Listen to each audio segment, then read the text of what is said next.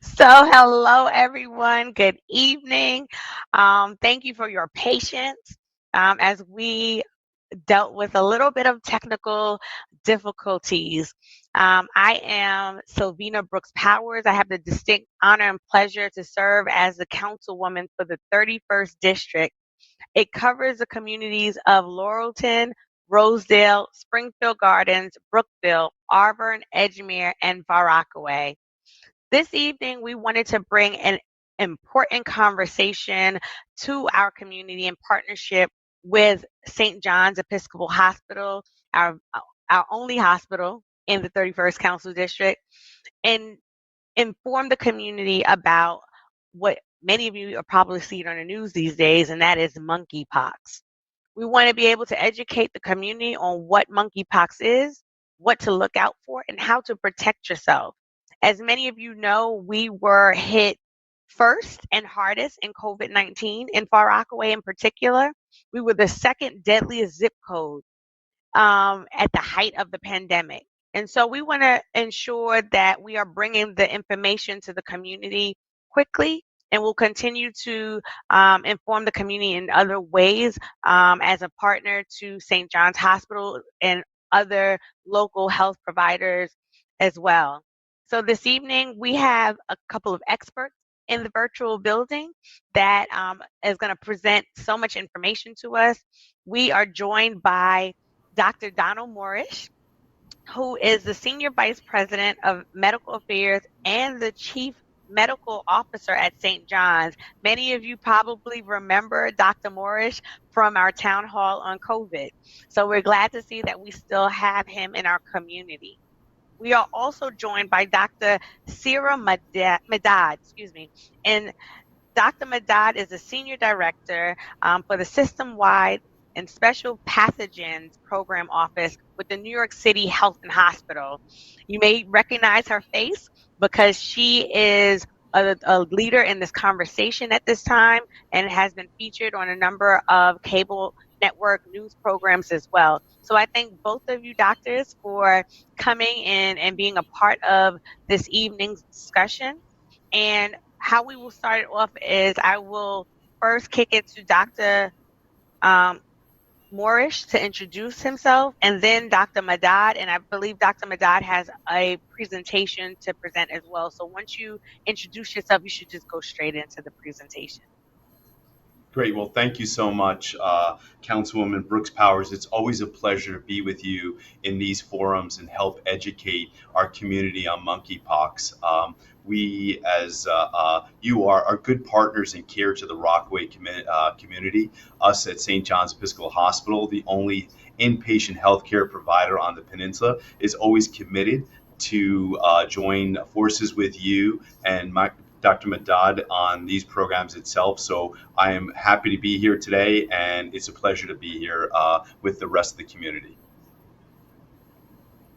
Great. Yes, and Syra Madad, Senior Director of the Special Pathogens Program, as mentioned in the introduction. So it's a pleasure to be here with you all today to talk a little bit more about monkeypox. Certainly that's making headlines.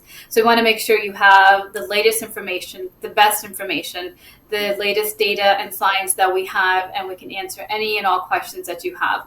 So if we can bring up the slides, I will just go through them fairly quickly. We can go to the next slide. So I'm essentially going to take 8 of the most commonly asked questions that we are getting with monkeypox and just talk a little bit more about it. So first, monkeypox is not a new disease. We've known about it for decades. In fact, it was first discovered in the 1950s with the first human case reported in the 1970s. What's important to know right now in the current outbreak is when we talk about monkeypox, what are we looking out for in terms of signs and symptoms? So individuals may have flu-like illness, fever, cough. They may have sore throat, and then they have this characteristic rash that then appears. And we'll talk a little bit more about some of the symptoms, in our discussion today. And what's also important to highlight is that most cases are very self-limited. And what this means is that many cases do not require hospitalization, and they can safely take care of themselves at home. but it's also not a benign virus. Many individuals suffer from pain, and it affects their daily lives. And so it's really important to take this virus seriously, and that we do follow all the public health advice. The one thing that I'll also mention right now, just to set the stage, is that we have over 25,000 cases reported around the world. And here in the United States, we have 6,000 cases. So unfortunately, the United States is the world leader in the number of monkeypox cases around the world. And then in New York City, we are the epicenter as well, with over 1,600 cases being reported and counting. Next slide, please. So when we talk about the disease presentation, what are we looking for, right? And so I mentioned some of the initial signs and symptoms, but some of the most common symptoms that people come with are rash in large majority of the cases, malaise, fatigue, and then fever, and then these swollen lymph nodes that individuals tend to experience. Next slide, please. And as we're progressing to the next slide, the incubation period is about 21 days, meaning from the time that you may have been exposed, there's a 21-day period of when you can actually start to develop signs and symptoms. Usually folks develop signs and symptoms after exposure between 5 and 13 days, with the large majority by 7 days. So how does the virus spread? That's the key question that we're also getting. So the virus is spread from person to person through direct contact with the infectious rash, scabs, or body fluids, respiratory secretions during prolonged face-to-face contact, as well as contact with contaminated objects like bed sheets or towels, and during intimate physical contact. In the current epidemic that we're seeing of monkeypox, transmission is largely being driven by skin-to-skin contact through intimate physical contact. So this includes oral, anal, and vaginal sex, other intimate contacts such as rimming, hugging, kissing, biting, cuddling, and massage. So what's really important here, bottom line, that the driving force here in the epidemic that we're seeing of monkeypox is skin-to-skin contact. Next slide, please. So who's getting infected? So first, it's important to state that anyone can get monkeypox and can spread it, but not everybody is equally at risk. And what I mean by that is, we're looking at the data. The current cases are primarily being spread through sex and other intimate contact among social networks of gay, bisexual, and other men who have sex with men. In fact, 99% of the cases are reported in the MSM community. So it's really important that when we talk about the population that's most at risk, it's certainly looking at the MSM community, but also knowing that it's not just confined to the MSM community. We have reported about 5 cases in children throughout the United States and over a dozen cases in women. And as this virus continues to spread, it can obviously reach a broader population. So people in these social circles also have multiple sexual partners or anonymous sexual partners that's putting them at risk. So when we talk about what is the riskiest behavior that's putting individuals at risk for monkeypox, it's having sex with multiple sexual partners, as well as anonymous partners. And that's what's really, as we're seeing the case counts increase. Next slide, please. So the other question we often get is, based on the data, not just who's getting infected, but how and where are they getting infected. So you cannot really see the slide very well, but this is taken from the World Health Organization. And basically what it's showing you is that large majority of cases that are being detected are through sexual contact. And then a very small number of cases are also being detected through household transmission, and then through surface transmission of monkeypox. And that's important because I'm going to highlight that in the next slide. So if we go to the next slide, one of the other questions we often get is, should I be worried about touching contaminated surfaces with monkeypox? Like if I'm on the subway or if I'm going to touch a desk or a doorknob. So what's important here are 3 things you should know. So monkeypox virus, or MPV, is hardy on surfaces, and left alone, it can linger for quite a while. But it's also a wimpy virus. And so just cleaning and disinfecting and light will essentially kill this virus. What's also really important to understand is that the presence of virus doesn't mean that you're going to get infected automatically. So you need to have a certain amount of virus in order for you to actually get infected. So if it's just a couple of viral particles, it may not be enough to actually cause infection. And the last is, even if a surface does have the virus, it does not mean it's replicating or an infectious virus, right? So it may have have some pieces of the virus there, but it may not be enough to actually cause infection. So what's the most important part here is hand hygiene, right? So you probably heard a lot about hand hygiene during the COVID-19 pandemic, which we're still in, but here it's also really important to emphasize just common sense hand hygiene when you're in common spaces, high-touch surfaces, just making sure that you have good hand hygiene. Next slide, please. So what other questions we often get is, what is the public health department doing? What are healthcare systems doing? And we're going to get into that in a moment, but I'm just going to very quickly and high level share. First, public health departments are doing everything they can with the resources that they have. One of the issues, as you all may know, is that we just don't have enough vaccines. You cannot distribute what you don't have. And so if they get the bolus of vaccines, and based on those vaccines of monkeypox, that is what they're distributing. So there's obviously a lot of vaccination happening, risk communication, figuring out where this virus is going and who's getting it, contact tracing. So that's a lot of what public health is doing and more. And with healthcare systems, this is where patients presenting, this is where screening and testing is occurring, management of cases, making sure we have good infection prevention and control measures in the facility, providing, also vaccines and therapeutics, and then educating patients. Next slide, please. So 6, how can I protect myself against getting monkeypox? So 3 high-level things. First, avoid close skin-to-skin contact with people who have rash that looks like monkeypox, or if they're diagnosed with monkeypox. So just be aware of anyone that has monkeypox or suspected to have monkeypox. Avoid sex and other intimate contact with multiple anonymous partners, or limit the number of sexual partners, especially if you're in the MSM community. And then since monkeypox can be transmitted through any type of prolonged skin-to-skin contact, going to places like clubs and raves and concerts and saunas where you have a lot of close contact, skin-to-skin contact, that may also increase your risk. So wearing a full sleeve shirt, pants, things like that, that can kind of cover your skin is good. Next slide, please.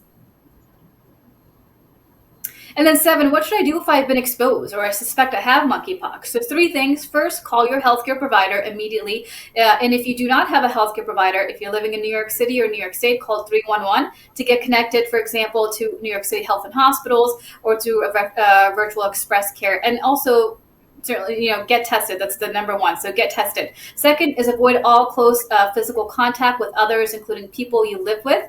Also avoid clubs, parties, bars, many of these kind of crowded spaces.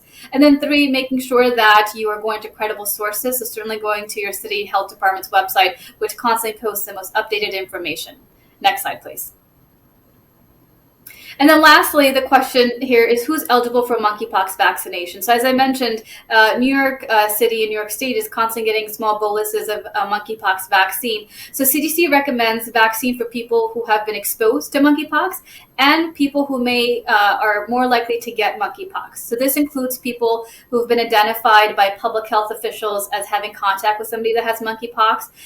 Those that, for example, have multiple sexual partners and are at risk and are in the MSM community, and then people who are aware of other sexual partners in the past 2 weeks and they've been diagnosed with monkeypox. So that's where the vaccine is really important and is available in that particular group. So if you're living in New York City, to stay up to date on vaccine availability, text monkeypox to 692-692 to get the latest information on when this vaccine is available and when appointments are made available. So with that, I'm going to hand it back to the Councilwoman to begin any live questions.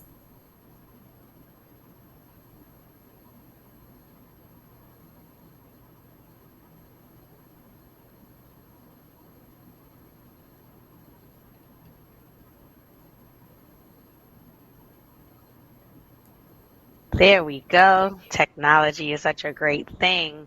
Thank you so much, Doctor, for that wonderful presentation. I'm hearing in the chat box that it's being said that this is such valuable information. So thank you for that presentation.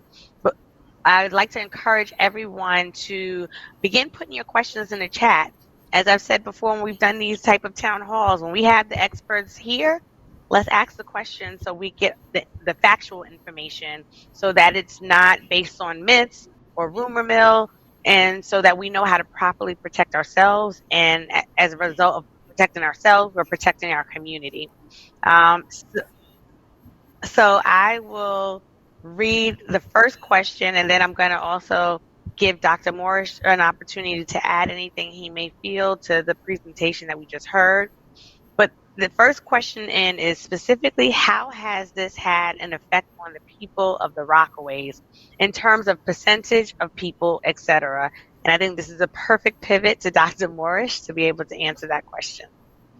Yeah, that's a great question. So like that, with any kind of disease process or communicable disease and so forth, it's all about getting in front of what the disease is at this point in time. And it was a really wonderful presentation by Dr. Medad, who really encapsulated everything you really need to know about monkeypox at this point in time. As far as the incidence or prevalence within the community, it's difficult to tell until we actually start patients who think that they might have some symptoms do get out to our centers here at St. John's Episcopal Hospital to be tested if they do come down with some symptoms and they feel they might be at risk at this point in time. So it's difficult and very early in the game at this point in time to find out exactly what the incidence of it. We do know we have some great data from the Department of Health, who published data back in July of 27th of July, telling us specifically what age groups are affected, and primarily those individuals who run the 25-year-olds to basically to the 44-year-olds. That does not mean that individuals above that age group or below that age group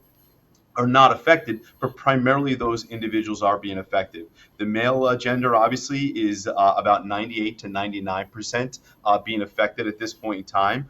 We talked about sexual orientation and ethnicity and so forth is your community at large at this point in time. So it's difficult to tell exactly what the numbers are at this point in time. Today, the New York City published the count of over 1,600 cases being diagnosed in our communities throughout New York City itself. And I think as the time goes by in forums such as this, getting out signs and symptoms and patients getting tested, we'll come to know exactly what the magnitude is in the coming weeks.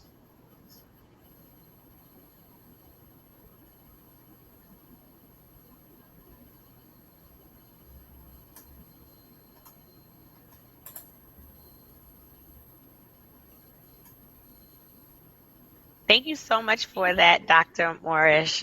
We appreciate that feedback. I believe we have another question in the chat.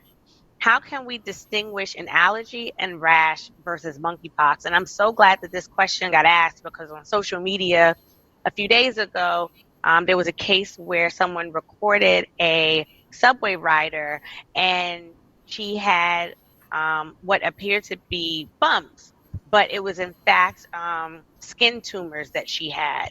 And so she had to go through the ordeal to go on social media to really explain what her condition was, so that people didn't think that she was walking around on the train not protecting herself and others. So this is a timely question. Yeah, I can definitely get started on that one and then pivot to Dr. Morris to add anything. So I think first thing I'll say is please be kind, right? So this COVID-19 pandemic has shown us that we're all in it together. And so the first thing is, being kind and compassionate goes a long way. And we want to make sure we're empowering people to feel comfortable and also to seek healthcare services. If we stigmatize or to call out any group of people or individuals, then they may not actually seek healthcare services. And so we want to make sure people feel comfortable of going to physicians and doctors, and they don't feel stigmatized or marginalized. To answer the question, it is often difficult to distinguish between monkeypox and other types of infectious diseases. And so when we talk about first allergies, these are kind of flu-like symptoms. And with monkeypox, some of the characteristics of monkeypox is having that telltale rash. They look like pimples or blisters, and they kind of progress through different stages over time. So what's probably the most important part of public health guidance is that if you have any new onset of rash, regardless of where it is on your body, hand, foot, mouth, in your genital areas, in your anus. If you have any new rash, certainly call your healthcare provider and get it checked out and get tested. The testing for monkeypox is when you actually have a skin rash, and that's how they collect the specimen. And so if you don't have that rash yet, or you're just having flu-like symptoms, I would say monitor yourself. Just make sure you're not around others, and if you have to be around others, wear a mask, and to seek healthcare services.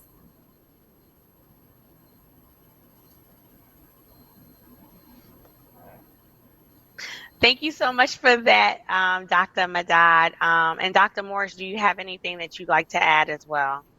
Yeah, I would just like just to add also in the fact that being kind is a really good point to individuals, be understanding of the fact that we've been through such a tremendous stressful pandemic at first and so forth, and being kind to other individuals. Monkeypox, as Dr. Madad had said before, can have a wide range way of presenting at this point: fever, headaches, muscle aches, Okay. swollen lymph nodes, chills, exhaustion, respiratory symptoms, in addition to a rash. They might be present, they might not be present, but if you take a look at your risk factors, or if you've been in close contact with others at this point in time, it's trying to understand what the signs and symptoms are at this point in time. And if you are in one of those higher risk categories and have been possibly exposed, it's not a bad idea to go to your healthcare provider to present talk about the signs and symptoms that you do have at this point in time to get expert advice.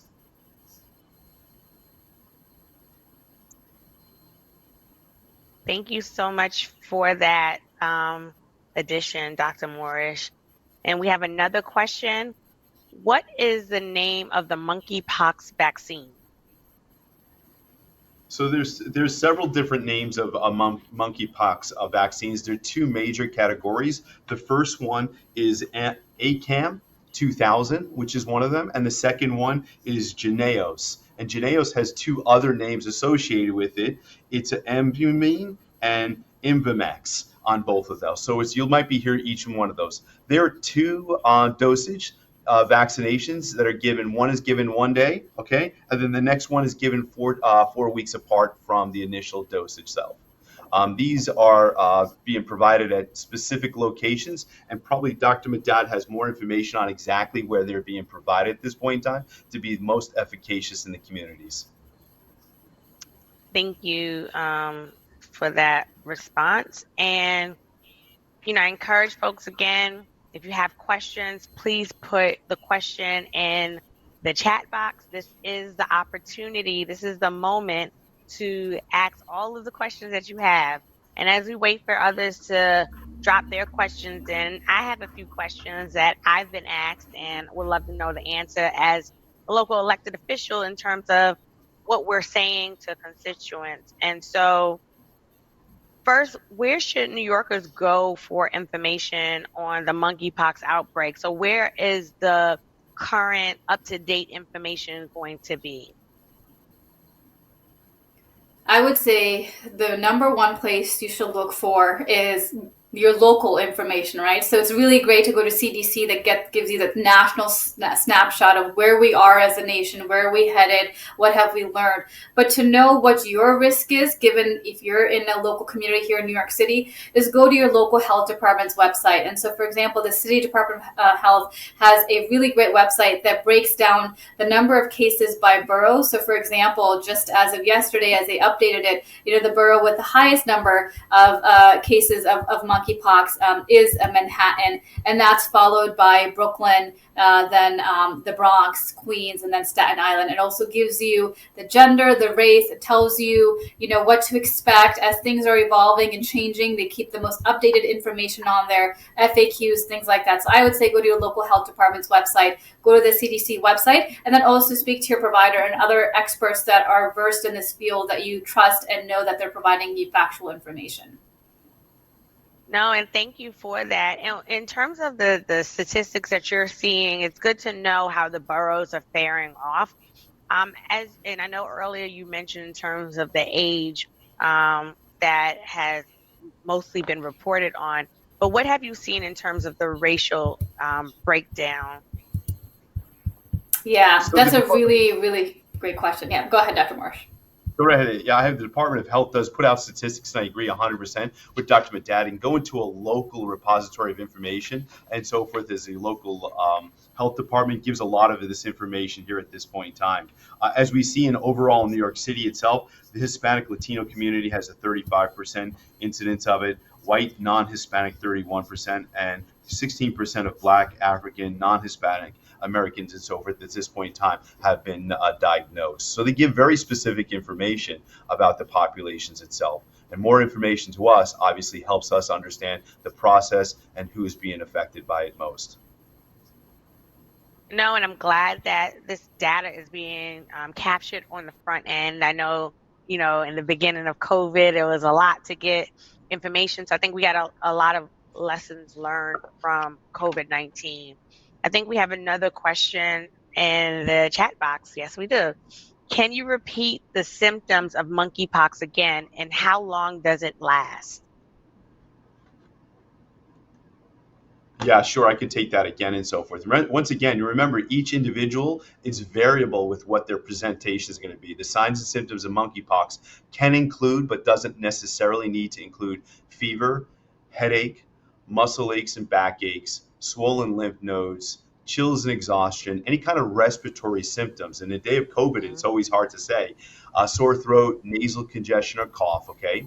On a rash that may be located on or near the genitals and so forth is really important to take a look at and so forth. But they can also be on the hands, feet, chest, face, or mouth at any given time, and hence the possibility of it being aerosolized and spread is another area other than the skin to skin and so forth. You may experience only all or only a few symptoms. Sometimes people get a rash first, followed by other symptoms. Other only experience a rash at any given time. But most people with monkeypox will get a rash at this time. Some people have developed a rash before or without symptoms and so forth, and it's very difficult to say.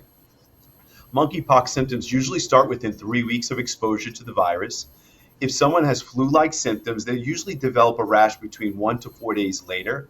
And monkeypox can be spread from the time of symptoms until the start of the rash has healed, until all scabs have fallen off and a fresh layer of skin is formed. So the illness can last as long as 2 to 4 weeks. So it's quite a bit of time and so forth. So it's really important to take a look at these and start to monitor them. Any questions, you should always seek your healthcare professional to get more advice. But in the meantime, if you have a new or unexplained rash or other symptoms, what you want to do is avoid close contact, including sex or being intimate with anyone until you've been checked out by your healthcare provider.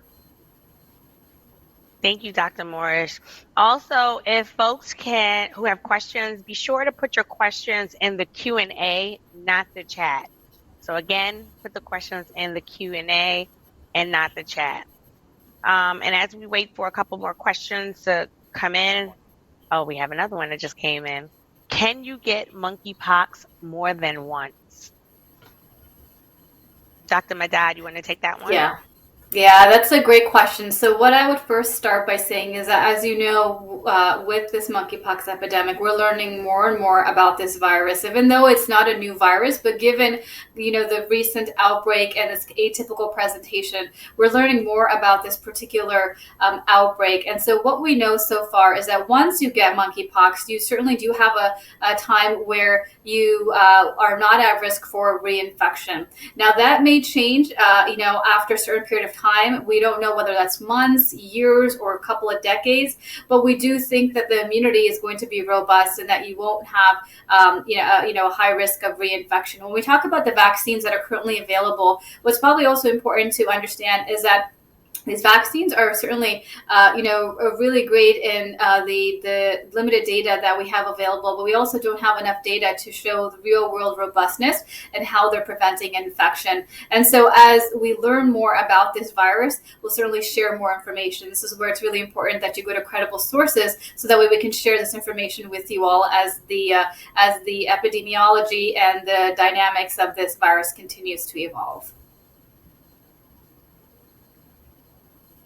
Thank you so much, Dr. Madad.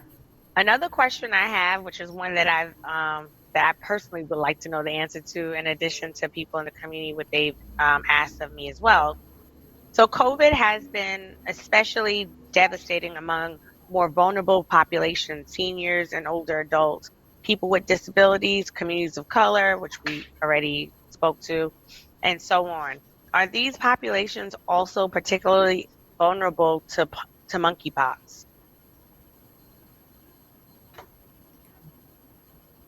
Dr. Morris, do you want to start or? You can start, Dr. Madad. You're the expert in epidemiology. You'll tell us in the Yeah. patient population. Absolutely. So what we know about monkeypox is, first, this is why it's so important to collect really good demographic data on who's getting infected and what their underlying health conditions are. What we know is that certain individuals are at higher risk for having a severe outcome with monkeypox. This includes those that are immunocompromised, maybe have HIV, cancer, on immunosuppressive drugs, as well as children under the age of 8, and those women who are pregnant are at higher risk. When we talk about individuals that are of color, we don't have enough information to say certain individuals right now are at highest risk. That may change as we get more and more data, and that's why it's so important that we collect this information both locally and nationally. But what we do know is that certain individuals are at higher risk for severe illness, and those are the 3 groups I just mentioned. Dr. Madad, I think you just triggered something because I see there's a bunch of questions in the chat box now. And this next question Can is I just actually ask one? one I Can I heard. just jump in one more Yes, go second ahead, here on Dr. this? Marsh. I apologize for interrupting you. Pregnant patients are also another individual who are at higher risk for this point in time, because obviously between mom being slightly immunocompromised during pregnancy and obviously her fetus at this point in time too. I had to say that being an obstetrician myself. Yes, thank you for Yeah. that. Now, I got asked a question today about chicken pox, and a question just came in the chat. Is monkeypox essentially like chicken pox? 2 different viruses. Dr. Marsh, you were going to say Is there something? any common, Yeah. is there any commonality between the two besides it being like bumps or anything? So the physical presentation of it, the blisters might look similar at any given time. That's what I would say the similarity is, but it's a completely different virus than it is. Varicella is a virus associated with chickenpox, and the orthopox is associated, and the real technical science name associated with monkeypox itself. And we have seen cases of co-infection, meaning people actually have monkeypox and chickenpox at the same time, right? That sounds scary and it's really unfortunate, but it's just important to know that co-infections can happen. So just because you have monkeypox doesn't mean that you're not going to have anything else. In fact, individuals also have other sexually transmitted infections, with monkeypox. So that's certainly possible of co-infection. Yeah. So That's one good to thing that I would know. like to say clinically, I'm so sorry to interrupt you. No, Clinically no, is no, that you can. sometimes what you need to do is a lot of sexually transmitted diseases might look alike, right? So monkeypox might look like a sexually transmitted disease such as herpes, and it might look like chickenpox. But what we're told clinically to do is to test for all of them. Just because you might have a chickenpox and so forth, you also might have monkeypox, or you might have a herpes infection in addition to it too. So that's why you really need to go see your healthcare provider to ensure that you have the right diagnosis at the time to know exactly how you should, one, be treated, or secondly, how you should make sure you cover the lesions and take care of yourself to prevent infection of others. No, thank you for that. And I'm like just in shock about the whole ability to have both at one time. And even in terms of chickenpox, I don't know the last time I heard someone actually have the chickenpox.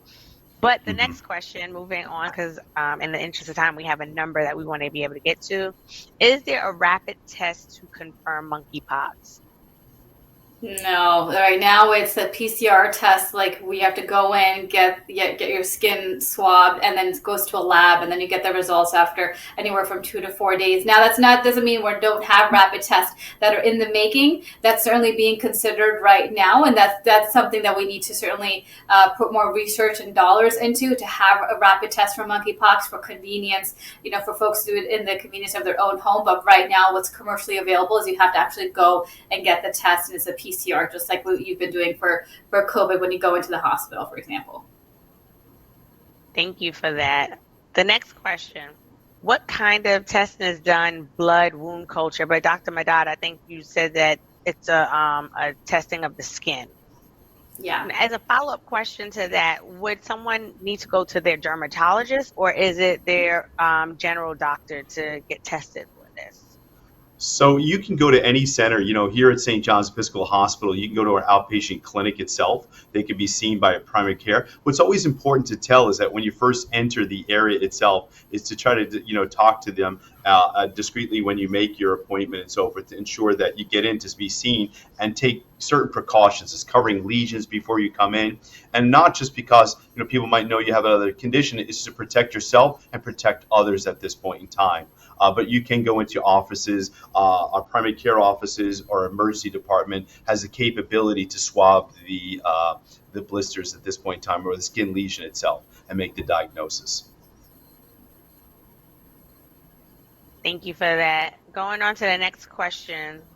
How safe is it to go to, for example, a casino?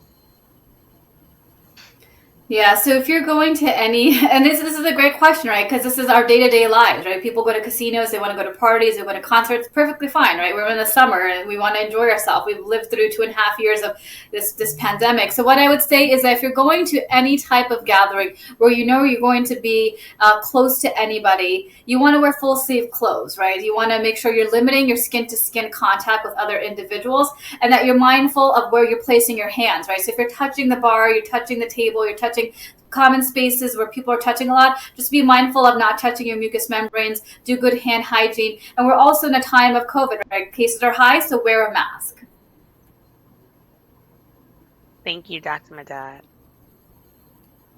And we answered this question before, so we're going to just pass it, but it was a question that said, are pregnant women more at risk? And Dr. Morris answered that. So we'll go on to the next question.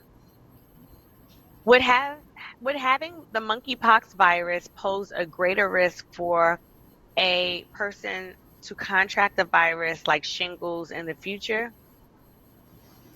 So I think what the question is getting at is that, is it a latent virus? Like, can you get it later on in life? So if you're infected, does it reemerge? And right now, based on the information we have and based on the decades of research that's been done on this virus, that is not the case. But what's probably really important to understand, and this is something the UK just came out with recently, and the US hasn't adopted yet, but we're kind of slow to that, but I will mention because it's really important, that if you've had monkeypox and, for example, you're a male, you should wear a condom for the next 8 weeks, even after you've recovered, because you could technically transmit the virus in your semen to others. Right now, that's still being studied heavily, but the advice is that even after you've recovered, for about 8 weeks, wear a condom if you're engaging in sexual activity. And as the next question pulls up on my screen, I just want to also throw out there more like as a statement, but also kind of a question too. We see that the statistics support that the largest impacted group has been from the LGBT community, as you mentioned earlier. But that does not mean that someone who may be heterosexual cannot be infected by this virus. Because I know when COVID-19 came, at one point in the beginning, it was like, only, Caucasians were getting it. And I think people in the Black community thought, okay, this is something that's limited to one community. And then we found out that wasn't the case.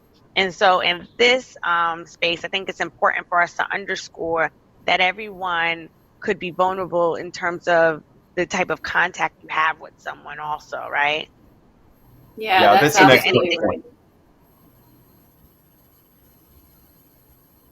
Yeah, that's a really important point to highlight, that anybody can get monkeypox and can spread it. And in fact, just here in the United States, as I mentioned, 5 children have gotten it, over a dozen women have gotten it, and around the world, hundreds of women have been documented to get monkeypox. And so it's not necessarily a disease that's confined right now, as we know, primarily in the MSM community, but certainly it can spread outside the community. And the one question I often also get is, why is it right now primarily in the population of men who have sex with men? And what's really important to understand is all outbreaks start somewhere, right? They all have to start somewhere. And it's just unfortunate that it started in this close, dense knit community of men who have sex with men. But that doesn't mean it's going to stay in that particular community. What we know about viruses is that they like to spread. They want to see warm bodies. And that's what they like to do. And so as we let this virus continue to spread, we're probably going to see more and more cases outside this population. This is why it's really important that we have all our public health measures in place to box in this virus. So testing, vaccinations, isolation, contact tracing, all those are really, really important to try to contain this. Thank you for that. Next question. And how long does it take for the results to come back? Typically 2 to 4 days when it gets processed for the lab itself. And in the interim, what we do is try to take precautions with patients and counsel them, give them more health literacy about it, covering lesions at this point in time, isolating themselves from individuals if they do have lesions within their mouth and so forth, and making sure that there's no respiratory spread of individuals of the disease process while we're waiting for results.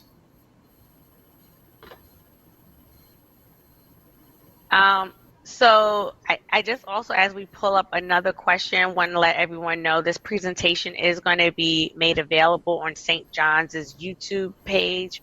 I will also be emailing it out to the district through our weekly email list, as well as posting it on social media as well. So there'll be a number of places that you can be able to capture tonight's very important conversation.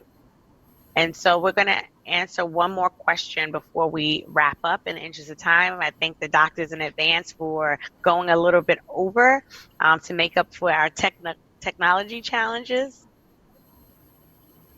So the next and last question is, should we still remain masked? Will it help prevent monkeypox? And that is a very good question.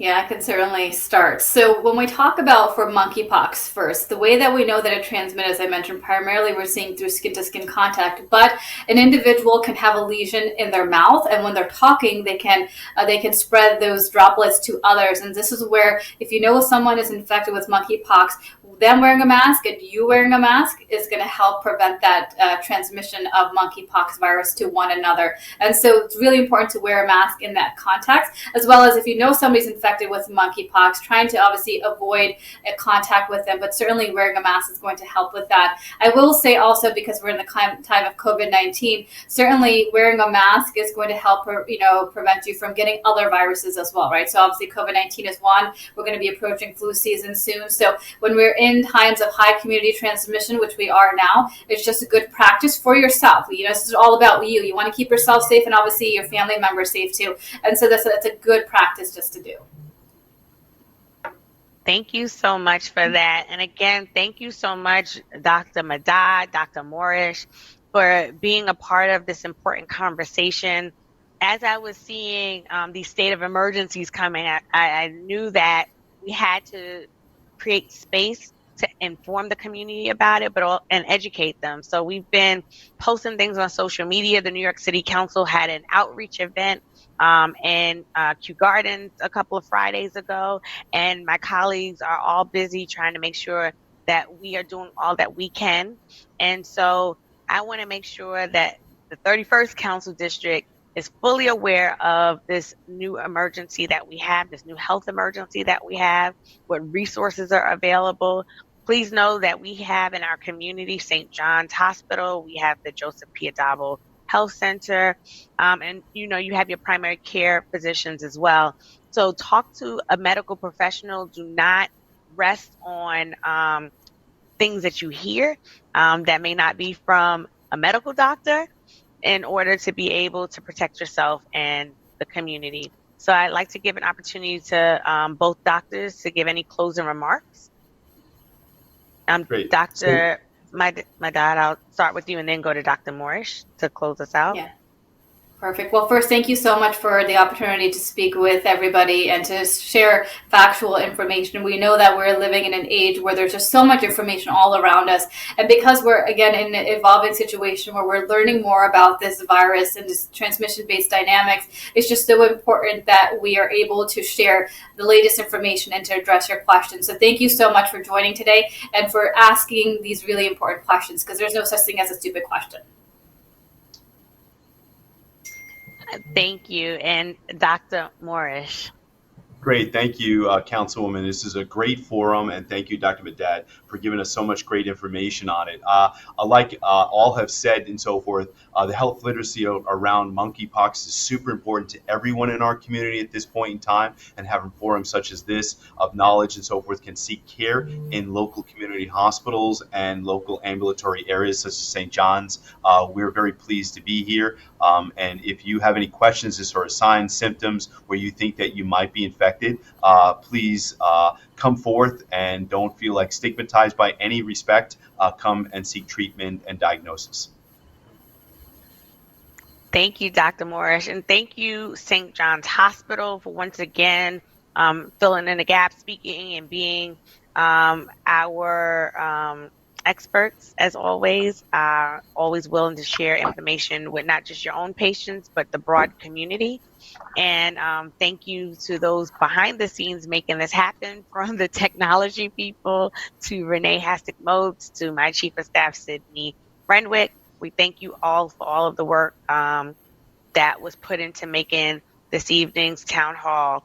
And I hope everyone remains safe and have a wonderful rest of your evening. Thank you.